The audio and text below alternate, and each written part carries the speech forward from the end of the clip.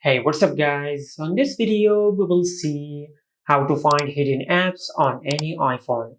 Now, for an example, if you have hidden any apps on your iPhone, just like that.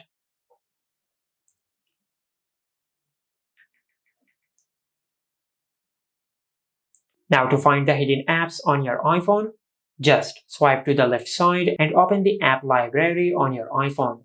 Once you open the app library, now at the bottom, you will find the section of the hidden apps. Just tap on it. Now just scan your Face ID or enter your lock screen passcode. Now after you do that, you will find all the hidden apps on your iPhone. Just like that. Now if you want to remove the hidden apps from the hidden apps section, first of all just tap on the hidden apps section, then enter your lock screen passcode. Now just tap and hold on the app icon which you want to remove from the hidden apps section. Now from here just select Don't require Face ID.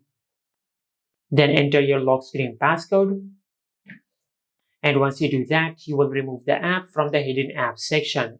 And if you still can't find the app on your home screen, in the app library, just search for the app.